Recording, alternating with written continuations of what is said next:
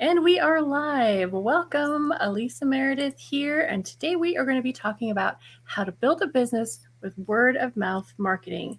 And I'm very excited to be joined by Crystal Tosh. Hello. Hello. I'm so happy to be here. Thank Hi. you. Yeah, we met at the Uprising with Mark Schaefer's event a couple weeks ago. And I'm glad we get to catch up now because that was just a whirlwind of wonderful Info? information. Yes, wonderful Yes. information, overwhelming, and also Yes. just thought provoking. So Absolutely. it So was good stuff. if you don't know Crystal, and you will know her shortly, she owns a full service agency called Rockstar Social Media, which helps business owners and entrepreneurs leverage the power of social media to increase traffic and sales. Now, Correct. something I noticed about you is that you call yourself the empathetic marketer. What's that about? I do. I am just tired of the, I guess, push for sales driven marketing and the lack of empathy that I see in marketing. I really just think the human connection, which is obviously why we both like Mark Schaefer, is so important. So Yeah. I kind of make all of our marketing at Rockstar, and everything that I talk about is human focused first. So just about you, your story, what makes each person connect as a human being. So, Love that. yeah. Speaking of connecting with human beings, we are joined by Brian he's from the UK, but he's been like in Barcelona forever, just making me jealous. Yeah, I was going to say, I'm really jealous as I'm here in Western Kentucky. So, Yeah, yeah, I understand. But thank you for joining us. And if you're watching the replay, welcome, welcome. Any comments or questions, please drop them in, and we will make sure that we cover them because you guys you make this so much fun. All right. So our empathetic marketer, love that because I completely agree. I'm not for the selly sell.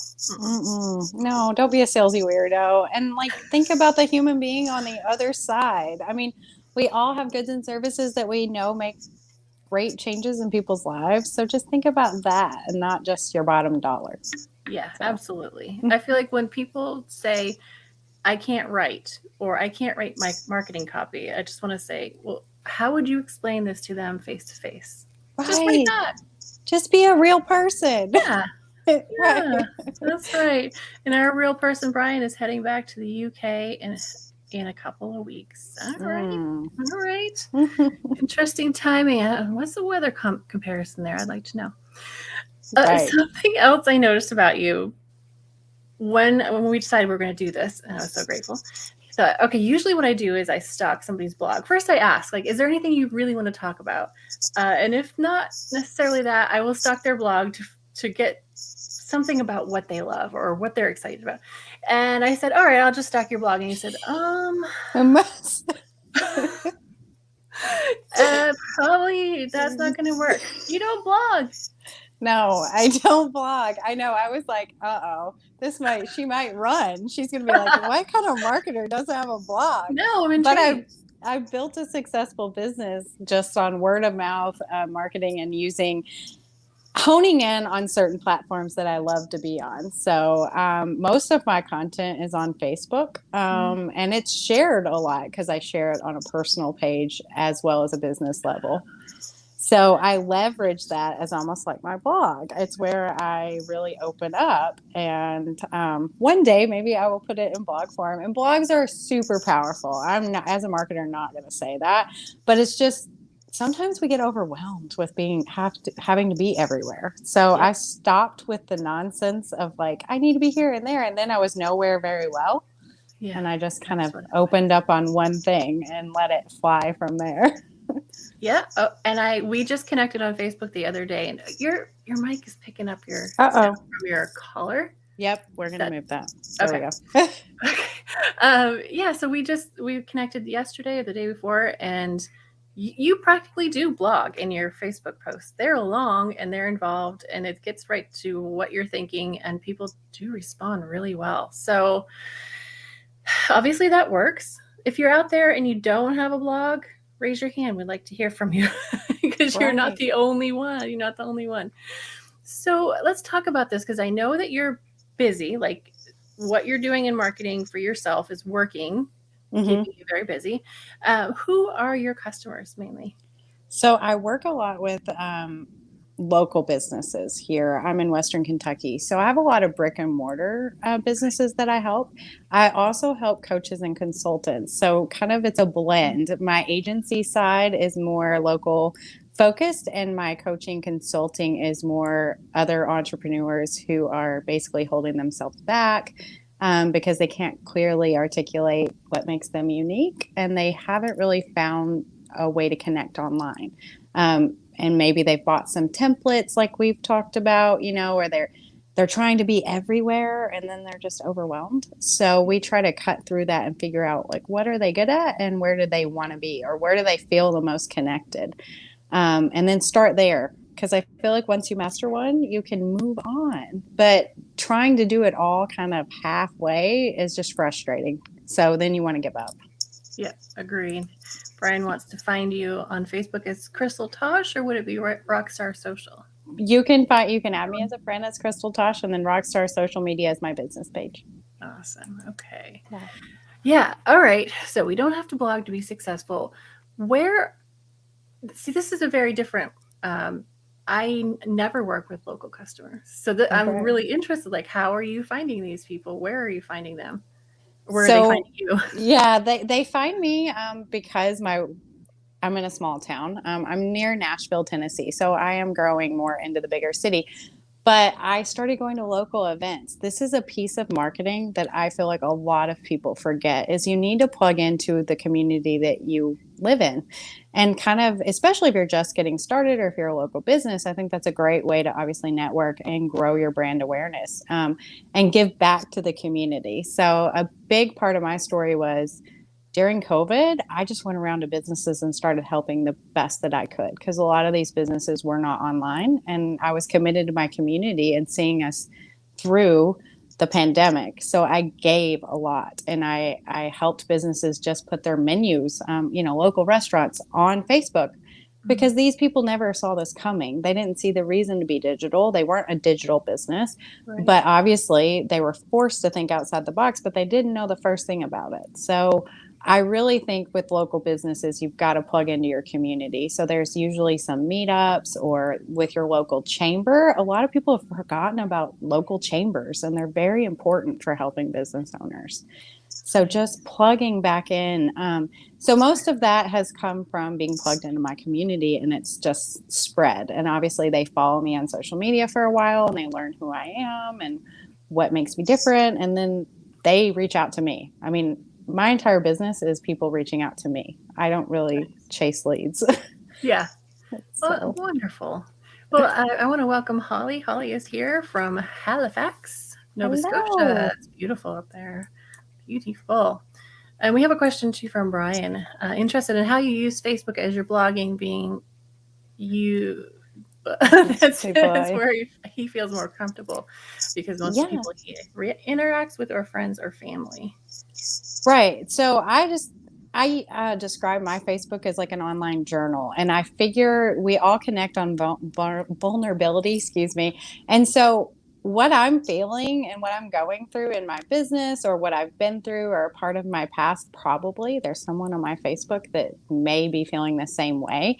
And when we open up like that, people just see you as a real person and not just a business owner anymore. Like, we all pretty much sell the same types of things. No matter what business we're in, there's multiple people who do the same thing. So why you choose to work with someone is basically a personal reason. What about them connects you? And it's not going to be the service, most likely. It's going to be something about your personality, your story, your vibe that brings people.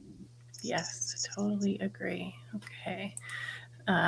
So there are things we need to be doing in our business as like base level. We have to be offering quality products or services. We have to be offering really good customer support, and just generally providing a great experience for people. Like, that's table stakes, right? Right.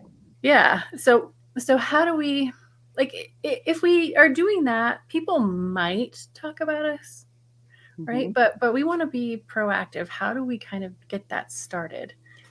Well, I think it's a lot about making people feel of a community. There's a lot of talk about communities online and buying people into your message.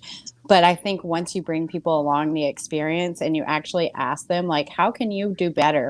What can you do to make their life better or make their experience even working with you better? Then you can share that message. And when people feel connected, they automatically talk about you. I mean, I have what I have created, and what I say that most people can create is a mini marketing army. So I have a tribe of people who follow me and love me. And some of them don't even need my services because they're not business owners, but they tag me religiously in posts where people ask for the type of services that I offer. And it's because they believe in what I do. And it's because I've connected to them on a level that exceeds my business, if that makes sense. Yeah, absolutely, it does. Brian is sharing some of his secret sauce here, going live on his Sunday walks out with friends, but generally directed as close circle, but it does get him connected with people who have become clients. Yes. My advice is to make those public, because some of the things that I used to only share with friends, I have in the recent year switched over to switching my profile more public. So if it's something I don't want to share publicly, I obviously change that setting. But if it's something that's more about my life and about my business and that could connect me to my ideal client, I turn that post public, and some things get shared 9, 10, 12 times Wow. because people are more likely to share your content from a personal page than a business page. Absolutely. I've noticed that. And you mentioned earlier that you will share it on both. So are you like, do you start on your business page and then share it to your personal? No, I actually don't really advise that because people kind of feel like that's spammy sometimes. I mean, I'm not saying I've never done it, but I try to create different content at least at different times on my personal and my business. So if I share from my personal or my business, I mostly share it to my group. So I have a Facebook group. So they know that my brand is Rockstar, and that's how they kind of connected in my group, Empathetic Marketing. But then if I create something that's really good, I send it to my group. So that those container of people definitely see it. Fantastic. Okay. So, in preparing for this conversation, I ended up doing quite a bit of research, and a lot of it brought me to Jay Bear, who I also love, just a great guy with amazing suits. If you don't know him, look it up. You'll know what I mean instantly. But he has a lot to say about this and a lot to say about talk triggers. But some of the things I noticed were suggestions to do things like co-marketing with other businesses.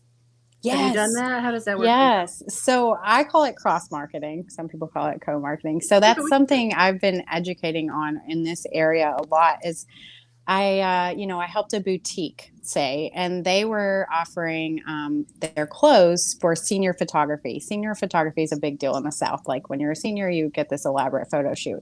Yeah. The photographer was not tagging the boutique that was providing the clothing. And I thought, wait a minute, why? Like, why aren't you guys each talking about each other? Because it helps brand awareness. And it's just a lack of education. I think at first I was really put off like it was a competition thing, but I think a lot of people just didn't realize the power in the @ symbol on a social media post and actually giving credit and tagging another business. It's huge. So I have really promoted that because it just makes a collaborative effect. Again, it goes back to community. People want to be part of something. And so maybe they're following the boutique, but not the photographer. Well, now they're going to follow the photographer because they see that their community is working together. So it's just brings so much awareness to that. I mean, it's the same thing for you and I, like sharing on each other's pages. Your audience is different than mine. My audience is now going to learn about you.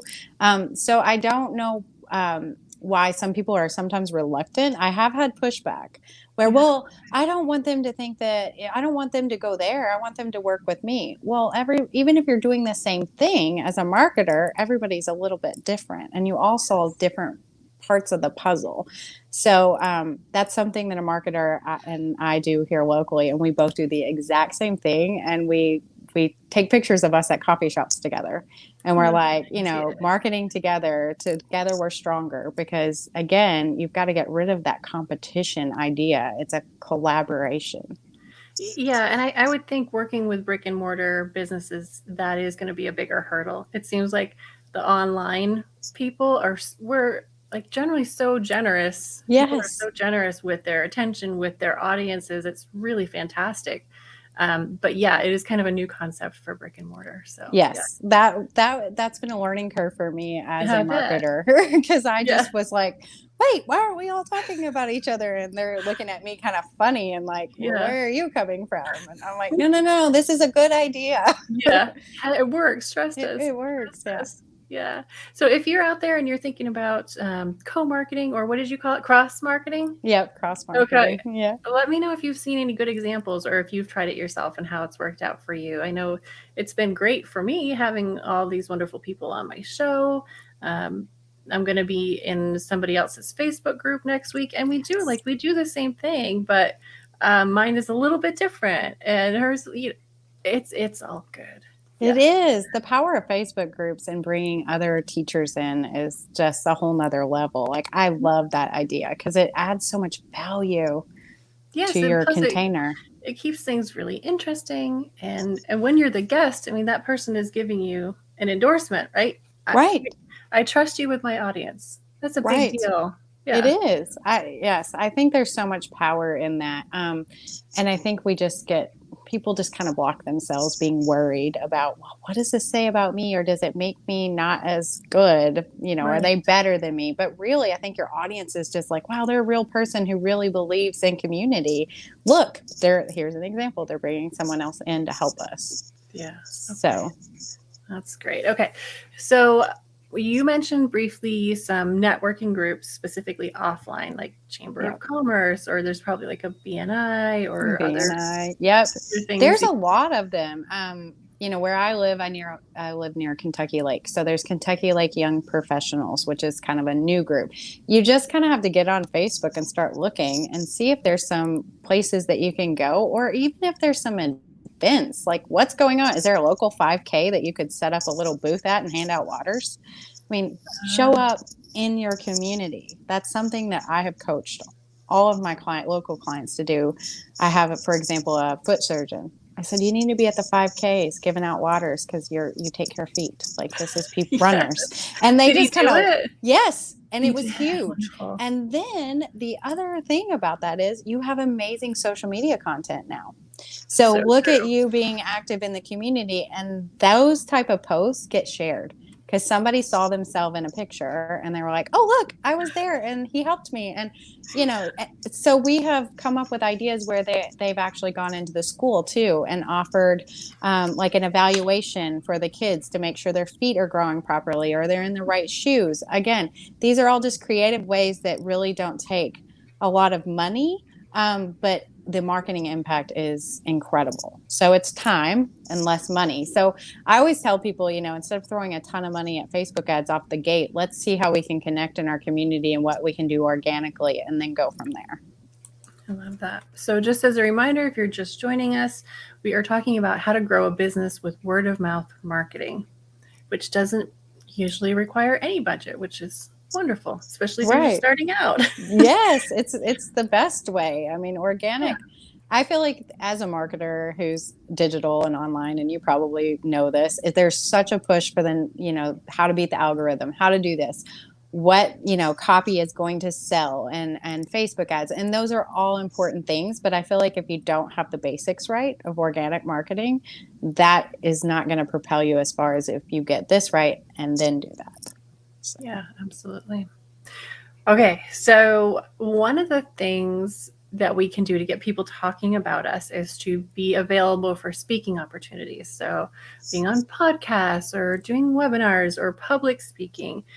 I'm curious because if you're out there and you're thinking, I want to do this, but how do I get invited? Like, do you remember your first opportunity and how it came about? I honestly just put myself out there. So I'm making those connections and going to events. So I made a lot of connections early in my career of going to training events. So maybe a marketing event where I'm going to learn something, but obviously you're going to meet other people there, sort of like we met in the uprising. And you're going to share your unique take because everybody has something unique about them. And there's going to be other people who maybe are farther along in their business and they want to bring you in to either talk to their Facebook Facebook group or to speak to their container. Or, with BNI, you get the ability, if you're a guest, to say who you are, who you serve, and they invite you into their little club. So no matter where you go, a lot of these groups will give you the platform in the beginning to at least make a connection. And I've never gone to some event and not made at least one connection. So they're valuable because those one connection leads to another. And I'm not talking about going and collecting business cards and never talking to these people again. But if you can really go and pick one or two people to really connect on another level, those will open more doors for you. That's fabulous. I was thinking about this question for myself, and I think it all came about because of Google Plus. There you go. Yeah, just meeting people there, talking to people, making friends. And when Social Media Examiner needed somebody to do a thing in their online summit, people recommended me. So, yes. And that's like your own little marketing army. I mean, you made connections that recommended you, even if they hadn't really bought a service from you. And that's what I feel like gets lost in marketing a lot is, let's talk about the people who never buy your product or service, but love you so much that they are always telling people about you. I mean, I had a pediatrician for my kids in Seattle that she still to this day says that, my Google reviews and my Facebook reviews, they were so long and detailed and personal that people would come in and say, well, I read these reviews and I want to bring my kids here. So that type of extra connection is what really gets people to want to work with you. Is seeing other people trust you and seeing them write about you, talk about you, recommend you. And I think that matters so much more than, how many people are on your list, because how many people do you actually have a real connection with? Because those are the ones that are going to make a difference for you. Yeah, that's a great point. Which leads right into our next topic about asking for testimonials. This is something I am actively working on getting better at. Yes. I don't like to ask for help with anything. Yep. So it's kind of hard to do, but do you do that? And if so, what do you do with them once you get them? So I love to make it easy. So I just say, if what I've told you helped you and made an impact on you, would you mind leaving me a review? And then I send a link that links directly to leave a Facebook or to leave a Google review. And something new that I'm doing is, because some people have left really amazing reviews, is I'm going back and asking them, would you make a video testimonial? Because those video testimonials are really good for you to showcase either on your stories or on your actual website, because the power of video, as we know, is really important. So, and the emotion that comes out, and most people want to help you. You don't want to make it extra hard for them. So just make it as easy as possible. And especially when they're giving you that feedback of this made a big difference for me, or I implemented this and I made money, or my Facebook group grew by this much. I instantly kind of say, gosh, that's amazing. I'm so glad it helped you. Would you mind sharing that with more people? Because it helps me. And they're like, yeah, absolutely. Yeah. So you want to catch them during that time. Excellent. Yes, I agree. All right. So Jana is joining us. She's an artist, and she says that it's hard for her to get people that buy her products to leave reviews. But I think there's something in what you said that Jana might be able to use. And that is, hey, this really helps me when you do this. Mm-hmm. Yes. And, if you have a physical product, another thing to do is, a lot of people love to share their new things. So if you're an artist, they bought it because they think it's beautiful, or whatever impact it makes on their life, because art just makes people happy. So when they share it, encourage them to tag you always. Some people, again, going back to that cross marketing thing, I see people a lot post things that they love and they don't always give credit to who it was. And then people in the comments will go, where did you get that? Or I want that. And then they go in and realize, oh, I should have said, where this came from. So just encouraging that. If you share it on social media, please tag me, and here's the way to do that. Oh, that's a great idea. Great idea. Okay. So once you get them, you mentioned, if you get a video, you can use it in stories or posts or whatever. Okay, what I've been doing lately is asking people to leave LinkedIn reviews, because I'm hanging out over there quite a bit. Yes, you are. I need to follow you over there. So. And I need to follow your example on Facebook. On Facebook, I'm I'm a major introvert and I don't really want to put my life out there, but I think Yeah. I maybe need to a little bit more. So I'm asking for LinkedIn reviews, and then I'm just dropping them on my about page. So if people are looking at my services, they can see, okay, here's what our customers and others have said. Is there anything Yes. else I should be doing with those? So something I like to do with reviews is to put them on Canva graphics. So there's, templates that have the little stars, and you can even type in reviews on Canva, and then you can copy and paste that on there, and it's just aesthetically pleasing, and it highlights the review in a different way.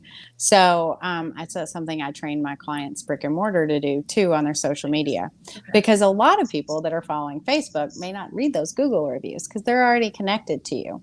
So it's just another way to further that proof of like, I am who I say I am, and I do what I say I'm going to do. Oh, I And love here's that. why. Yeah. Okay. Well, I think Jana is inspired. She is going to start saying that in her thank you cards. Tag me. Yes. Yes. Please. Yes. Yes.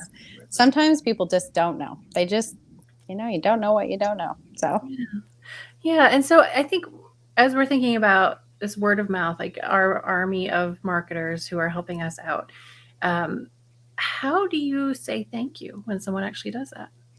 So I try to go out of my way. I message people sometimes and just tell them thank you so much. Sometimes I'll drop um, like a postcard, but it's handwritten. So it has my branding on the front, but it's handwritten. And I'll just ask them what their address is. I've also been known, we had an event here and it was to help small business owners. And I had a lot of sponsors. And I waited a little while, and then we put together unique baskets and dropped them off for them. And that was a little extra, and that cost a little money, but it goes a long way, especially when people are really like, if somebody gets you a $20,000 contract because of their word of mouth, like to me, Yeah. I think it's really important to not give them like a generic thank you card, but to find out what they like. And, a lot of people want to give thank yous that are in their company branding. But honestly, that's about us. Let's make it about them. So there's a great book called Giftology. I recommend people to read. It talks about the art of gifting, and so you need to learn what they need or what they like or what would be a solution to something in their life. And then if you can give that to them, imagine how special and heard and like seen they feel. So they're more likely than to give you more referrals. Fantastic. Okay. It sounds like a book I would enjoy. Yes. Brian is sharing how he shares his reviews. He has reviews as a rolling video, as his profile image on a few platforms like his Pinterest account. Love that. Yes. Pinterest and photography. That's a good one. Absolutely. Okay. So this is where I want to start talking about talk triggers, right? So this is Jay Baer's book title, and now I really want to read it too. But basically it's saying people don't talk about okay experiences; they talk about the unexpected. Yes. All right. So a couple of examples, and I want to hear yours too. And anybody watching, please share your examples too. So Jay Baer had one.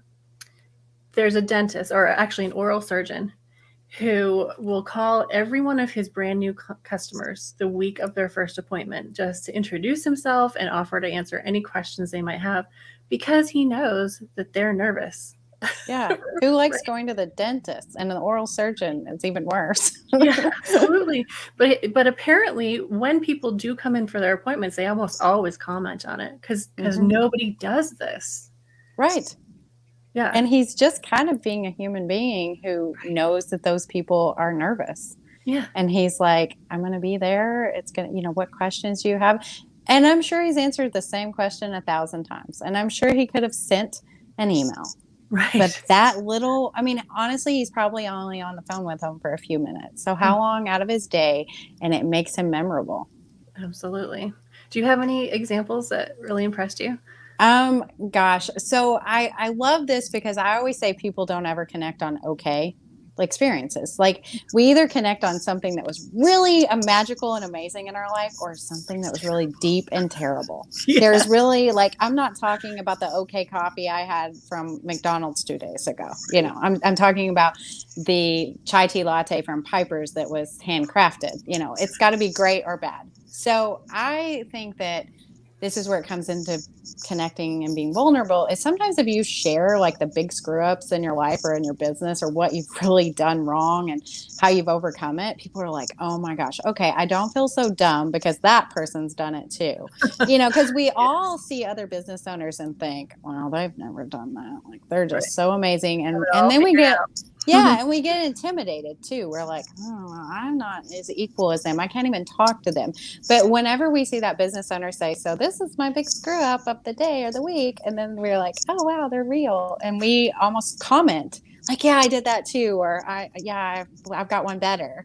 Right. And then that opens up a conversation. So there's lots of them. I mean, I'm kind of an open book. I might overshare, but I just really, as you know, I was a survivor of domestic abuse in the sense of emotional abuse. So I've shared a little bit of that. I've had a child that's a dwarf. She suffers from a form of dwarfism. So, like, just different things. But I can say that it's opened a lot of doors because people don't look at me anymore like I'm this perfect figure. They're like, oh, she's a real person with real things that have happened. So That's amazing. All right. So give people something to talk about. Yeah. yes. Do you remember? Okay. So Mark Schaefer's story about the hotel. And he has this long, long story, which I will not do justice to. But basically, he had a horrible day. And he gets there, and the lady at reception asks how he is, and he kind of tells her. And she sends, what does she send to his room? Like soup or something? Yeah, something just very like, you had a shitty day, here's your, like, it's going to be okay. But it was, yeah, I can't remember. His stories are so good. They are so good. Yeah. But point being, that was unexpected. It was unnecessary. Like, she didn't have to do that for him to have a fine experience at the hotel. Right. The DoubleTree hotels will give you a warm cookie. When you check in, right? Yeah. They don't have to do that. And on the other hand, like, that's not a $40 gift. No. You know? No. It's a little something. But it makes you memorable. It makes it different. So, a lot of people are focused on, well, especially with the gifting thing. Well, I don't have hundreds of dollars to spend.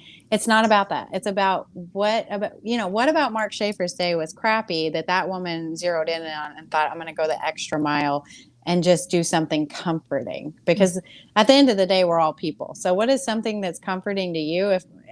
Try that. I mean, because a warm cookie, no one, even if you're like, I'm not going to eat sweets this week. If you show up and somebody's handing you a warm cookie and it's been a crappy day on an airline, you're going to be like, I'm going to take the warm cookie. Thank you. Yes, absolutely. Yes. Yeah. I was on a podcast once, and my memory is such that I can be on a podcast and then a month later forget I ever was there. Okay, that's me. I'm good. I'm not this. Okay. I'm not alone. No, you are not as alone. So one company, and I can't remember the name of it, but I remember the people and I really loved them. It'd be better if I remember the name. Sent me cookies and a little note. And it was just, it meant a lot to me. Right. It was just cookies, right? You can get cookies anywhere. I can. But because they specifically sent them to you, you remember. Yes. That's what we've got to do with marketing. And I feel like it gets kind of lost. I mean, okay, I'm just going to be really honest. I feel like with digital marketing, we've gone so crazy that we've forgotten the basics. Like before digital marketing, how did we grow businesses? What did we do? We had to get out there and pound the pavement, make connections, be human beings, be relatable, be seen. And so what I think has happened is so many people just think, well, I made a Facebook post so everybody knows I'm here. Yeah. No, this is a continual thing of building relationships in different aspects. And don't forget to be real and be like out in your real community, and, invite these people that you meet online. Like, you'll meet up with them sometimes. Or if I tell people that I'm going to be at an event, I have people walk up to my booth and say, I've been following you. So that's really cool. It's just, they want to talk to you like you're a person. So, yeah. So I think the challenge for us then is to think, what is that little thing I can do that nobody else is doing that will make this experience go from okay or fine to something remarkable that people want to talk about? Right. I mean, exactly. Here's an example. If you own a brick and mortar store, people have forgotten open houses, or especially around the holidays, do like a holiday open house where you're serving hot cocoa and you have a hot cocoa bar and you're making it an experience. because Mm. everybody's selling clothes. Like everybody can sell clothes, and I can buy clothes online all day. Why would I want to come to your store? So you have to kind of make it an experience, make it about connecting with human beings, bringing your besties and going out and doing something. Yeah, that's a great So idea. Jana is sharing about Hilton, and I think that's who Mark was talking about too. That they have a Hilton membership, and there's a floor for members. It's usually in a good position, so probably a good view. Yeah, making people feel special is really yes, Marriott has one of the best like programs where they reach out to you and talk about travel and give tips and stuff. They're one of the few like emails I open. Mark and Marriott. That's nice. pretty much it. That sounds about right. Yeah. So if you're out here listening or you're watching the replay, please let us know what examples you've seen. We need all the inspiration we can get to come up with what is the thing we can do. The from talk triggers again, there are kind of 4 categories where you can really stand out. There's generosity, usefulness, your attitude, or speed. And where Mhm. were we? Someone was talking about. Maybe it was on this show actually. The house painter who painted the house in like a day and a half, and everyone else said it was going to take 3 weeks or whatever. And this guy comes in, and he says it's going to be 1 day, and obviously you go with that. And he comes in with this army of people, gets it done, and it like, who are you when someone says, "I need a painter"? You know anyone? He's gonna. You don't forget that person. No, you're going to be like the guy has an army that he brings with him and he's in and out and this doesn't, drag on and make your house a miserable mess for a week. Yes. I would hire that guy. Yeah, Absolutely. I would too. Yeah, you just have to kind of I think people overcomplicate the being different thing. They're just like, oh, money or like time or I can't buy this expensive tool. And it's like it's simpler than that. Just kind of go with simple is best. What is the simplest way that you can make yourself different or memorable? So Yes. All right. Thank you very much, Brian. he told you. I'm glad you were paying attention. Right. Brian is on it. Oh, yes. All right. So one of the things we talked about, and I think it was with Alistair, but you can correct me if I'm wrong, my friends. We talked about how sometimes that word of mouth marketing, and particularly with referrals, sometimes it can go wrong. In that sometimes people send people who are not a good fit. True. That So happens. yeah, so how do you deal with that when it does happen, and have you figured out any ways to kind of preempt that? I think that kind of falls back on the business owner. You have to be really good about your messaging and really be clarifying who's your target audience, who you can help the best. So, for me with BNI, that kind of happened in the beginning, and then I got better about educating them on who I can help. I like to have people in my back pocket that I can refer to because obviously, if someone was referred to me, there's some trust there, and then they're obviously trusting me and I like to refer them to someone else that I trust. Like, hey, we're just not a great fit. That's not exactly what I do, but I do have the right person or I know someone and I try to make then that introduction and I make it for them, either, a group chat, a group text, an email chain. Like this is the person. It took you a minute to get there, but this is who can help you.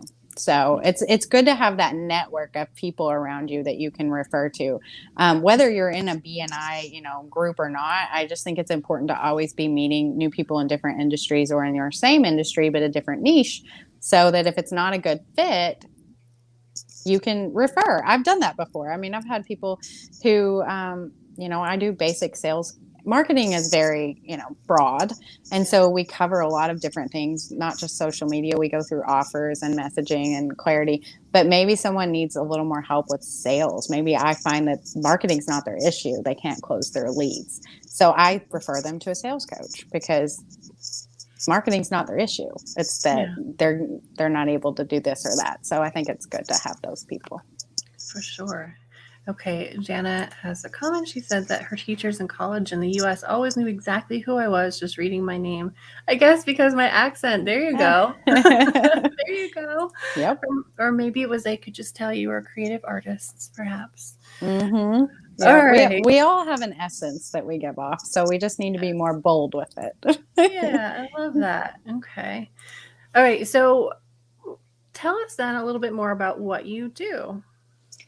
So, like I said, I help brick and mortar businesses, but everybody's online. So you're probably not ideal for that. But what I do for coaches, consultants, and business owners afar is I really put you guys through what I call my empathetic marketing intensive. And so we clearly identify what makes you unique. A lot of people can't see that. We package it, brand it, name it, and then we figure out the best way to market and monetize it. So by the time you're done, you understand empathetic marketing, which is how to connect with real human beings and attract. It's attraction marketing, attracting your ideal clients who you don't have to convince to work with you. They already want to work with you. And so it's just closing that gap and really not hating your marketing. I see a lot of people that are just like, oh, I can't make one more Facebook post or Canva graphic. And it's because they're in resistance and they haven't really figured out how to talk to the right people.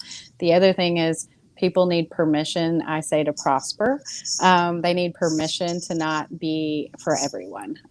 That's another thing I see a lot with marketing, is people just try to please everybody. And when you're pleasing everybody, you're really connecting with no one. So not everybody's your ideal client. Speak to those that you're meant to help and let the other ones go. It doesn't mean you don't like them. It doesn't mean you don't love them and wish them well. It just means they're not for you. There's a different person for them. So that's what we do. Yeah, and that, like you said, it's a great opportunity to refer to someone else and then build that relationship. Exactly. Okay. So I want to hear about, this has nothing to do with marketing, but I want to hear about your horse rescue. Oh, and we can tie you. to social, because you told me something about your TikTok account. Okay, yeah. I'm just going to let you go. Okay.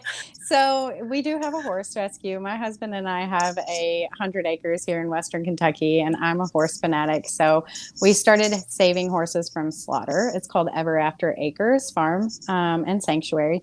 And we have 3 residents right now. They came from direct ship kill pens. So if you're not familiar with that, it's illegal to kill horses in the States, but they ship them to Canada or Mexico. So we saved them from that. And I started a TikTok, and TikTok is a lot of work, and I love TikTok. It's such a fun platform. But my horses are kind of TikTok famous. So one of our videos has like 150,000 views, and I think we're up to like 300,000 followers. And I've neglected the account, but it is really powerful for spreading messages on TikTok. So I love TikTok. I haven't used it as much for my business, but again, my animals are famous. We've rescued a pig, we've rescued dogs, we've rescued cats. Kind of, it started as a horse rescue, but now it's pretty much anything with 4 legs. People call me or message me and say, Crystal, can you take this? I get tagged in posts all the time for like random things that need homes. So we work to network and find these animals other homes, except our horses are always residents. So they never leave. This is where they stay. And we have a draft horse that was, he came from Pennsylvania. He was an Amish draft horse. So he's really huge, and he's about 21 years old, and he's blind in one eye, and he was very skinny and just kind of on his last leg. And now he's happy and healthy and living in the bluegrass, just living his best life. So that's what I do with my off time. Yeah, right. A little more work on your off time. Yeah. Jana wants to know what the handle is over on TikTok. So it's Ever After Acres. Ever After Acres. Yeah, I'm gonna have to check that out too. It's probably, I think it's Ever After Acres KY, but again, I've got so many handles between my personal. But if you want to find us on Facebook, or if you connect with me on Facebook, it's all listed there. So great. Yeah, perfect. That's all connected. So, well, if anybody has any last questions or thoughts, send them on in. I've really enjoyed this conversation. Yes, thank you so much for having me on. It was such a pleasure to be here, and I admire you, and I thank you so much for letting me spend almost an hour with you. So thank you. It's one of my favorite times of the week. So yes, I love it. Thank you so much. All right, everybody. Well, I guess no more questions. So we are going to call it for today, but I will see you all again next week. And thanks again.